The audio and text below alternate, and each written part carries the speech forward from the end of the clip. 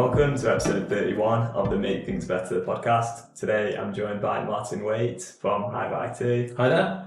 Welcome on, Martin, or well, Marv. I feel it's wrong calling you Martin, I'm so used to calling you Marv. Yeah, the last sort of 20 odd years I've been known Marv. It just happened overnight and it just stuck, so... Yeah. So do you want to start off by introducing yourself a little bit, how you ended up getting into working in design and user research and what you do at Hive as well? Yeah, welcome everybody. I'm Marv, I'm the design director at Hive IT. So I've been involved in design for quite a long time now. I studied product design back in the day. So I think I started at Brunel University in 1994, graduated in 1998 and came out with a product design degree.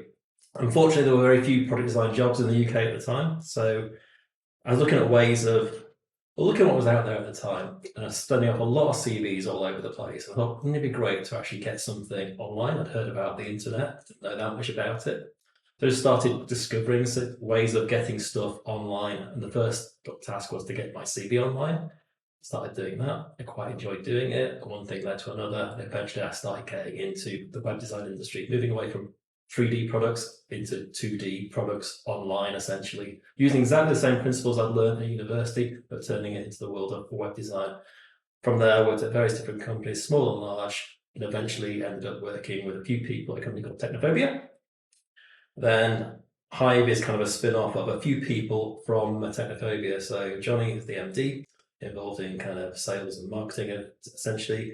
Myself, involved in the world of design, and Duncan, who's very much a developer. So we had a very sort of strong core skill team where we felt we could sort of handle small and large things together or as a team, and it gave us a lot of flexibility to move forward and expand the business into what we've got today. So 20 odd people at Hive, so it's great. So it's almost 9 years to the day that we all started together. So it's exciting times, and it still keeps growing. So it's all good. Yeah, brilliant. Did you ever envisage when you were at university that you'd be getting into working online so much? Not necessarily at the time. It wasn't something I considered. It's something we touched upon at the time, but it was still very much in the infancy. And back then, there was the first sort of .com bubble, which did burst quite rapidly, sort of in the very early 2000s. But what I said earlier was you could take a lot of the principles we learned at university, core design principles, and turn that into lots of different industries, and it so happened that it was a very nice transition into the world of web design as well. So that set me up really well, and a lot of techniques I might be talking about today are kind of core skills that any designer picks up as well. So it's not something special to the world of the internet or whatever.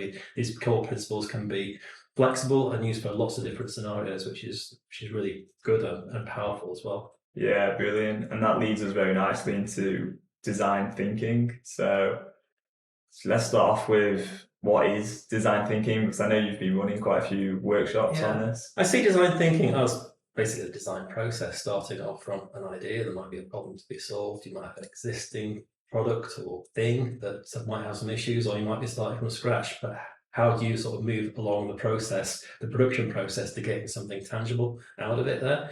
So it's all about having this process that you can stick to. Design thinking has become almost a facilitation technique, whereby as a designer or even a facilitator, you can sit down with the right people and get something tangible out of it quickly. Because what's quite easy to do in the world of design is I could come up with an idea, you could come up with an idea, you think it's the best thing since sliced bread, and you become quite blinkered to that, and you might tell your friends and family about it. Your friends and family are kind of wanting to please you a lot of the time. You're not always getting truthful answers back, saying, look, I'm not quite sure about this, it feels wrong. What design thinking is about is bringing people together. So it's working, you're not working in isolation, you're working with other people, you're communicating your ideas, but it's not designed by committee. It's a flexible structure that allows people to almost work together as a group, but thinking individually and bringing ideas together, rather than kind of one vocal person taking control over everything. And we've all been in situations where you've heard about design by committee where nothing ever comes of it. It's a lot of meetings and it's quite frustrating for everybody involved, and it goes nowhere. Design thinking is a way of just facilitating the design process in such a way that you get something tangible out of it in a very short period of time as well. So it's some really powerful tools to use. So I keep talking about facilitation, but facilitator has a lot of tools they can use from their toolkit to help people get the best out of people and get those ideas really kind of coming to light. Can it be quite flexible as well? It can be very flexible.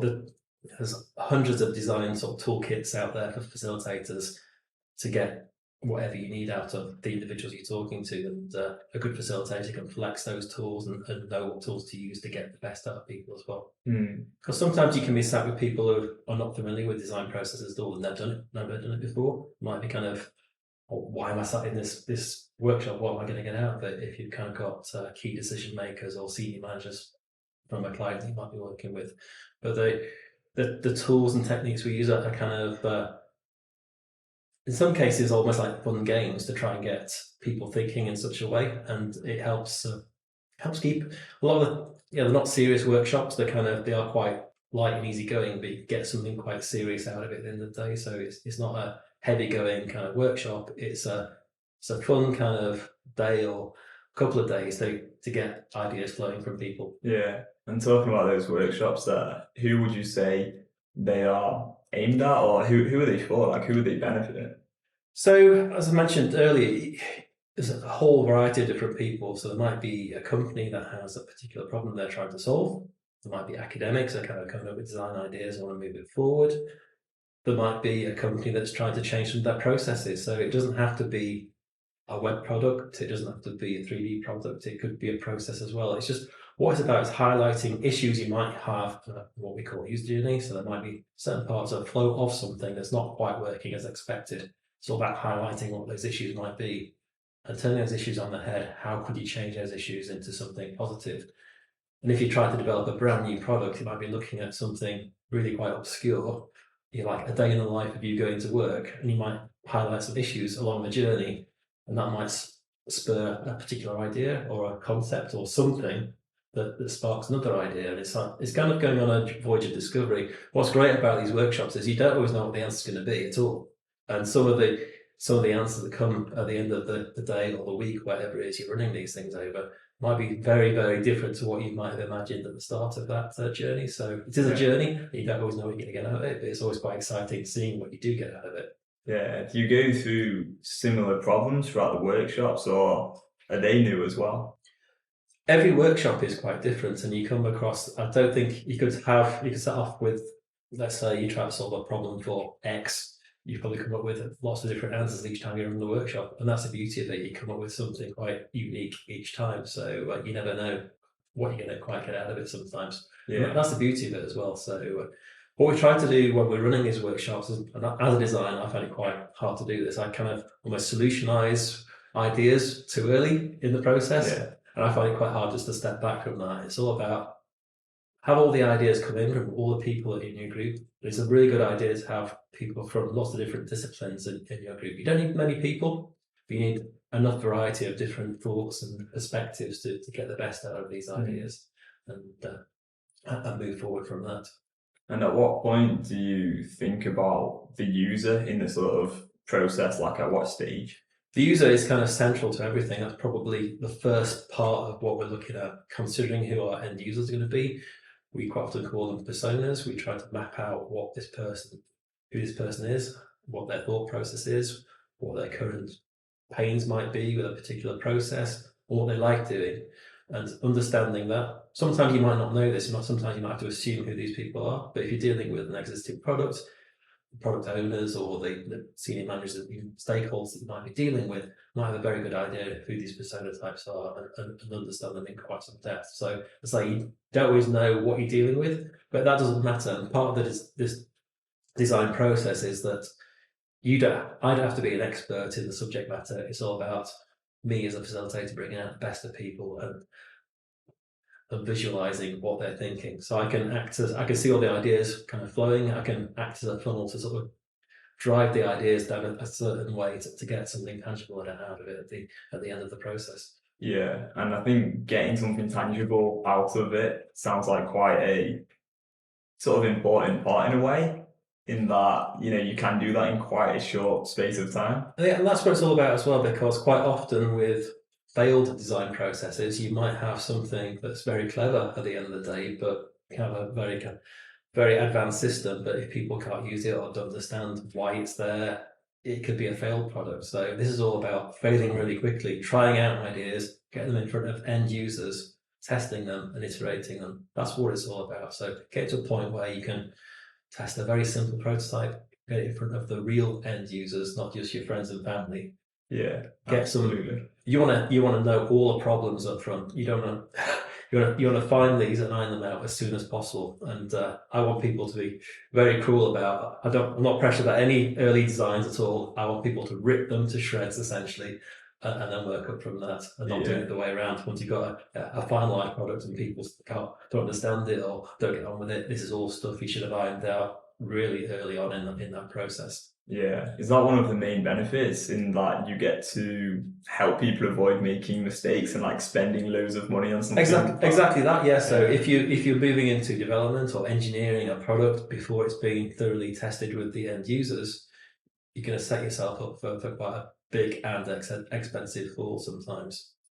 And quite often, if you're working with clients, sometimes senior stakeholders might have a mental model of what they want to do. They know in their own mind's eye what the solution is, and they're almost dictating to the rest of the team what they have to go off and design. And might spend several months, even years, developing this thing, only for it to fail again. What this does is allow you to test assumptions. So let's say you as a senior manager come to me and say, I want a new chair. It's got to be blue. It's got to be leather. It's got to have this, that, and the other. We go off and do some research with our end users, use these design processes. We come back and say, look, we've tested it with our key user types. We found that we need to modify a few things, and we could do this, that, and the other. And we can prove to you why something might not work in your original way. And it gives us the tools and ammunition to actually mold something to a better solution, as it were, rather than just basing something on somebody's assuming something is the way forward. We can test all that with valid data essentially. Yeah. And we can test it really quickly, and we can come back and give valid reasons. It could be overruled, that's fine, but we've tested the market, as it were, and we know kind of which direction to turn for the best. Yeah, and you've run quite a few of these workshops now with Hive. How have they been? Yeah, they've been great. So we've done a few workshops now with Sheffield University, working with academics in various ways to help people kind of move forward in the design process. So helping those individuals who are coming up with ideas, and also the academic staff as to how they can help their students along this journey as well. So giving them or teaching them the basic tools and techniques to help them along the way as well. Yeah. So at Hive now we have a team of 4 people who are UX specialists, and each one of us can go out there and run and facilitate these workshops. So I mentioned there we've done it with Sheffield University, but we also use the processes internally as well on all our projects. So a lot of our projects run through a stage called discovery, and that's what this is all about: understanding who's going to be using whatever it is we're designing or producing or adapting, and then moving through this process. And we always prototype something, get it in front of the end users, and test the assumptions. When I say assumptions, it's kind of, it might be a design assumption about something, and we'll trial it, test it, move forward, iterate it, and improve it. And that's what the process is all about. So we can move pretty quickly and get to something that has, from a design point of view, quite a solid foundation, and we're confident then when we hand it over to our engineers or software developers or whoever it is, we've got something that has that sound foundation that we're confident in moving forward. Yeah. And do you think through the workshops people learn the skills that they can then use again in the future, maybe with a different product or something? Exactly that, yeah. And I think that's what it's all about. As people do this, sometimes they can't see the reason for doing it at first, but once they get into it and buy into it as well, it becomes quite a simplistic process. It's not rocket science, but it's just having the right people, the right frame of mind, sit through these workshops and get something tangible out of it. So it's really valuable, and people who have done it have kind of commented afterwards that it really makes sense. It's really a way forward, and you can see with clarity where your ideas are going. Sometimes you start the week thinking, I know exactly what I want to do with this thing, but you might find through the workshop it takes a bit of a U-turn. It goes somewhere else. It goes in a different direction. It's not where you expected it to be, but you found a whole new universe of opportunity that you hadn't even thought about before. So it's all about bringing that to the fore as well,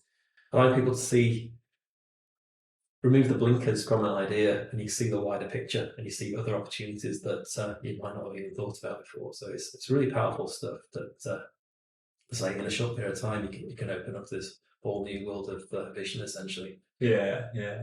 What kind of skills or learnings do you think people sort of take on in particular? Is it about sort of having more of an open mind and being more flexible to changes in the product, or identifying maybe like your users' needs earlier on in the process? Like, I guess it's highlighting all those issues. I think central to everything are those end users. That whenever I'm talking to end users, either through usability testing, like testing prototypes, or doing something that we call contextual inquiry, where we're looking over the shoulder of users using an existing product, let's say, sort of describing how they're using something, even the environments in which they're using something, just taking all that, having the holistic view of that end user. And perhaps we can highlight things that when you're back in the managerial meeting, some of the managers might not have even considered or had no idea about how people are actually using their end product. So it helps kind of bring everything together. You got everything on a clean slate, basically, and you can work from that. so how can people sign up to these design thinking workshops? So you can look on our website at hive.co.uk, hiveit.co.uk even. Is it? Yeah. I'll put something in there, like a link to the website. I don't know. Yeah, and you can email at info@hiveit.co.uk as well. Okay, brilliant. I feel like I've learned so much in a short space of time there about design thinking. Yeah, don't really go into any detail of the kind of the toolkit or anything like that, but just gives a very sort of high level sort of introduction to the world of design thinking, and yeah, we can go to further detail if anybody's interested in any more of the kind of specific workshops and what you might get out of it as well. Yeah, yeah. And there's some really good examples, like the one with the airplane getting through.